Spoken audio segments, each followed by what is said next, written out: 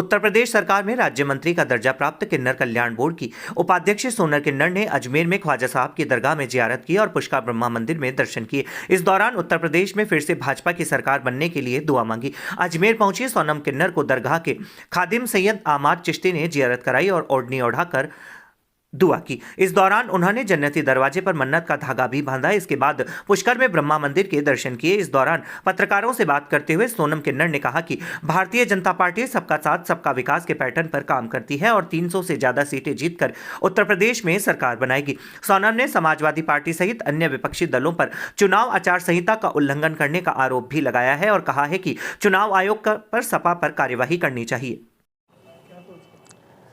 देखिए, भारतीय जनता पार्टी राष्ट्रीय पार्टी है। उनके पार्टी में जो कहते हैं सबका साथ सबका विकास वो करते हैं। इतने समय मैंने और पार्टियों में दी हूँ, परंतु भारतीय जनता पार्टी ने जो कहे जो हम आपको मंत्री बनाएंगे, और अभी जो है माननीय प्रधानमंत्री श्री नरेंद्र मोदी जी वो देश से नॉमिनेट राज्यसभा भी एक किन्नर को भेजने जा रहे हैं। एक सीट किन्नर समाज को दे रहे हैं। देखिए, अभी पहली बार देश में पद्म भूषण किसी किन्नर को राष्ट्रपति भवन में देने का काम के जो बेंगलोर से किन्नर को पद्म भूषण दिए हैं। तो भारतीय जनता पार्टी सबका साथ और सबका विकास करती है। और राजस्थान में भी 2023 में चुनाव है आपके यहाँ, 23 में तो है, 23 में भी राजस्थान में भी बीजेपी आएगी और उत्तर प्रदेश में 300 से ज़्यादा हम लोग भारतीय जनता पार्टी सीट जीतने जा रही है। सबका साथ सबका विकास की बात करते हो, लेकिन भाजपा के लोग विधायक छोड़ के ज़्यादा, ऐसा क्यों? भाजपा को फर्क पड़ेगा क्या?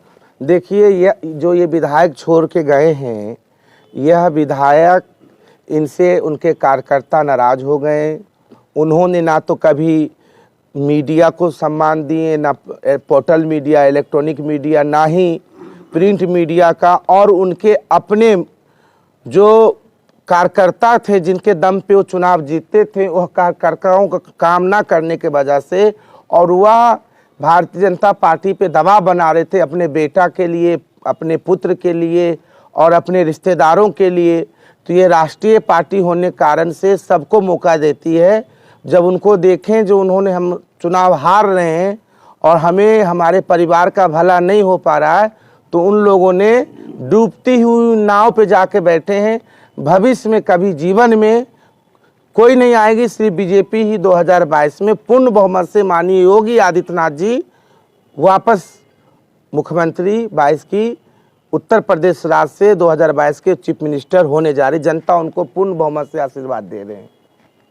मीटिंग हुई है अभी हमारे बोर्ड में, जो है हमें माननीय मुख्यमंत्री जी ने आश्वासन दिए हैं जितना भी बजट होगा, मौलिक अधिकार, स्वास्थ्य, शिक्षा और आवास, इन 3 जो मौलिक सुविधा, इन पे हम काम कर रही हूँ। हमारी बोर्ड की पहली मीटिंग में हमने प्रस्ताव पास की हूँ और हमारे प्रमुख सचिव से भी हमने निवेदन की हूँ।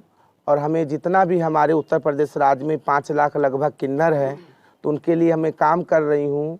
और उत्तर प्रदेश सरकार ने सोच समझ के यह संवैधानिक पीठ है, राज्यसभा से भी, लोकसभा से भी और राष्ट्रपति से अनुमोदन होकर यह किन्नर आयोग का गठन हुआ है।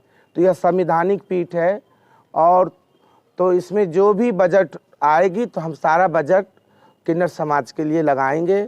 और लगभग अधिक, अब सरकार बनेगी तो हम अच्छे से काम करेंगे। अभी आचार संहिता लगी हुई है। अभी तो मैं पुष्कर जी, ब्रह्मा जी की नगरी और ख्वाजा गरीब नवाज हिंदल वली अताए रसूल, जो सबकी मुराद पूरी करते हैं, यहाँ तक किन्नरों को भी औलाद दिए हैं।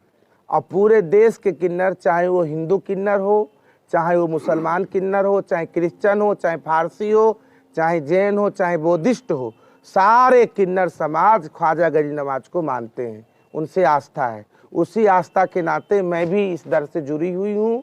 और हमें पूर्ण विश्वास है गरीब नवाज के आशीर्वाद से उत्तर प्रदेश में पूर्ण बहुमत से 2022 में योगी आदित्यनाथ जी 300 पार से मुख्यमंत्री होने जा रहे हैं। और ये हमारी मुराद ख्वाजा गरीब नवाज सुनेंगे और ब्रह्मा जी सुनेंगे। मैम, स्वामी प्रसाद मौर्य के इस्तीफे